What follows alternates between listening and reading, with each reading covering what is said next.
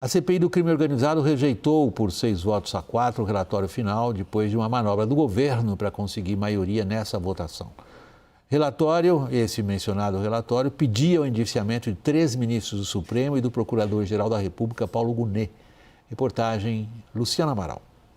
O relator Alessandro Vieira pediu o indiciamento dos ministros do Supremo Alexandre de Moraes, Dias Toffoli e Gilmar Mendes por suposto crime de responsabilidade, além do Procurador-Geral da República, Paulo Gonet, por suposta omissão. Para Vieira, os ministros deveriam ter se declarado impedidos de julgar o caso Master pela proximidade com envolvidos no escândalo, como o ex-banqueiro Daniel Vorcaro e políticos. Parte dos parlamentares também reclamou da quantidade de habeas corpus que o Supremo concedeu a convocados para depor na CPI, o que, na prática, inviabilizou o avanço de parte do trabalho. O resultado da comissão ficou distante do objetivo inicial. Ao ser criada em novembro de 2025, a CPI prometia investigar organizações criminosas, em especial facções e milícias. Nenhum membro de facção foi indiciado. O relatório de Vieira foi interpretado por ministros do Supremo como uma peça política sem valor jurídico, além de uma tentativa de desacreditar o Supremo perante a população. Para os magistrados, uma postura gravíssima, ainda mais em pleno ano eleitoral. O decano Gilmar Mendes considerou o pedido de indiciamento um erro histórico. É curioso. Ele se esqueceu dos seus colegas milicianos e decidiu envolver o Supremo Tribunal Federal por ter concedido um habeas corpus. Dias Toffoli diz que o relatório tem objetivo puramente eleitoral e falou em cassação de quem está ligado à formulação do documento.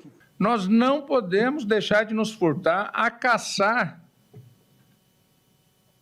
eleitoralmente aqueles que abusaram, atacando as instituições para obter voto e conspurcar o voto do eleitor. A briga pública continuou ao longo de todo o dia. Ministro Gilmar e mais vocalmente ministro Toffoli verbalizaram diretamente a ameaça de cassação, processamento e etc. Por conta disso que a gente está fazendo aqui. E aí eu fico pensando que democracia essa turma defende. As pessoas que estão sentadas na Suprema Corte não são donas do país. A base governista manobrou para conseguir a maioria dos assentos dentro da CPI.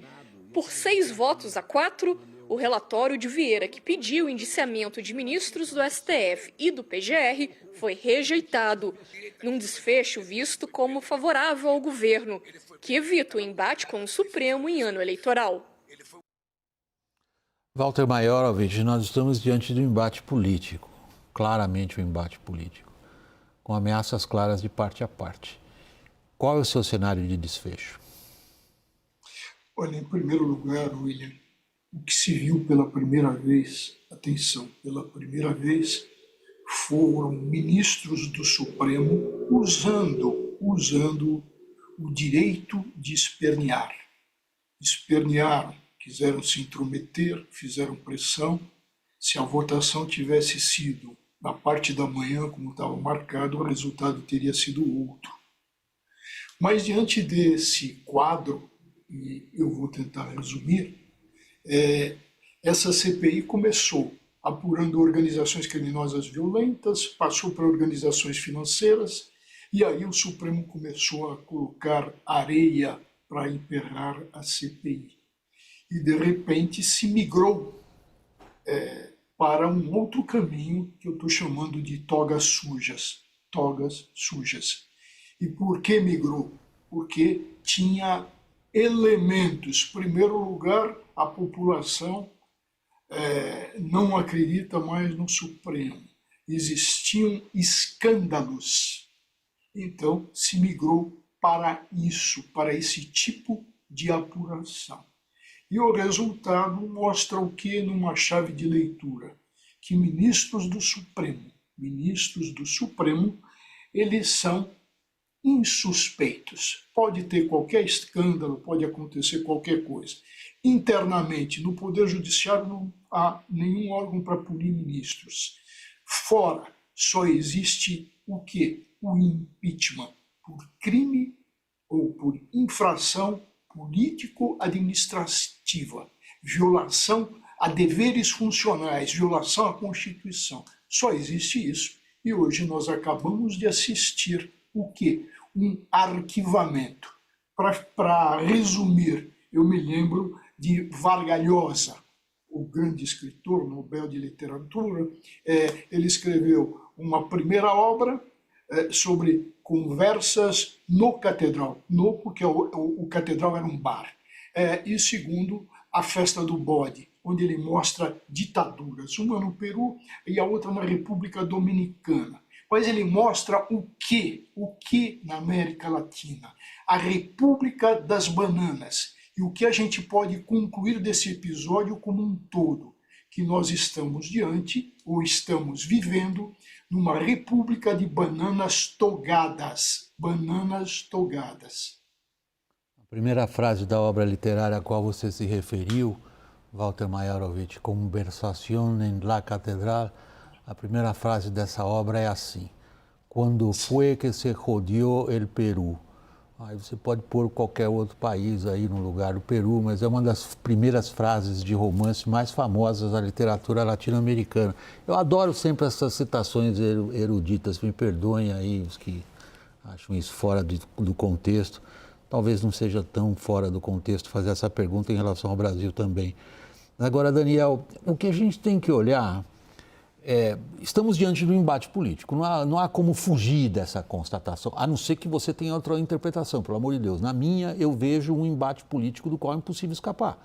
Não só como que uma CPI do crime organizado vai, como o Walter descreve, começando por uma coisa e termina em outra, como a reação dos ministros que teriam sido indiciados caso não tivesse a manobra do governo, vão adiante e falam, então nós vamos caçar vocês, os que estão indiciados. É uma clara disputa política. Como é que está essa correlação de forças? Aí é a pergunta fundamental.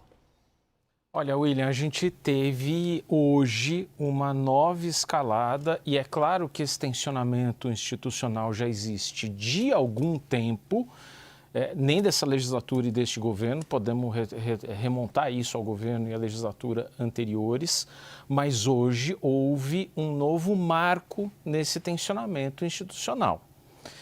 Também houve, eu acabei de voltar do Congresso e falava com algumas vozes tidas como muito mais moderadas, dizendo, na minha avaliação acertadamente, que houve um festival de excessos hoje. Desde o próprio Alessandro Vieira, um senador que foi eleito em 2018 no auge ali do clamor popular anticorrupção, lavajatista, e que hoje enfrenta uma dificuldade danada para se reeleger por Sergipe, então precisa desse tipo de holofote. Um excesso certamente do Supremo respondendo com isso, citando milícias. Se o ministro Gilmar Mendes tem conhecimento de milícias, tem conhecimento de deputados na Assembleia Legislativa do Rio, 32 ou 34, que recebem mesada do jogo do bicho, ele tem que virar público e denunciar, não falar em códigos como ele falou, muito menos Toffoli, que hoje saiu da casinha pela primeira vez para se colocar contra o Senado e contra Alessandro Vieira. E o excesso do governo também ao se meter na história, porque no final das contas um relatório de CPI acaba sendo entregue para a PGR, que obviamente não ia tomar uma medida contra ela própria, já que Paulo Gonet estava na lista, nem contra os ministros do Supremo. Então seria um relatório inócuo no final das contas. O Alessandro Vieira, e eu observei isso, quando o governo toma a decisão ali de mexer na composição da CPI, o Alessandro Vieira vai para o líder do governo do Senado, Jacques Wagner, do PT da Bahia, e diz o seguinte: hoje vocês cruzaram a Praça dos Três Poderes e foram ao Supremo Tribunal Federal para dar um abraço de afogados. O que ele quer dizer com isso? Que a urna tende a punir esse tipo de atitude. E quando você vê a extensão do sentimento anti-STF que existe hoje, essa atitude do governo e do PT no Congresso Nacional, da ala governista, da base aliada, deixa muito claro uma coisa que a gente pode estar careca de saber, mas é representativa no dia de hoje, que é a aliança, a dobradinha que se formou nos últimos anos entre Poder Executivo e Supremo Tribunal Federal. Isso na urna hoje tende a punir o governo e quem se alia a ele. Bom, a urna hoje a gente está falando do dia 4 de outubro, certo? No dia 4 de outubro nós vamos saber qual é a composição do Senado e da Câmara. Portanto, que tipo de forças políticas se aglutinam eventualmente, estou colocando aqui porque é uma hipótese, eventualmente em torno dessa bandeira que o Daniel acabou de mencionar, que o Walter se referiu a ela também, esse contexto político no qual a crise de credibilidade, portanto, uma crise de legitimidade do Supremo vira um fator eleitoral. Agora, estamos escalando isso. Em que direção, Caio? Bom, em direção, do ponto de vista eleitoral, para uma formação de uma maioria no Senado capaz de depurar o Supremo.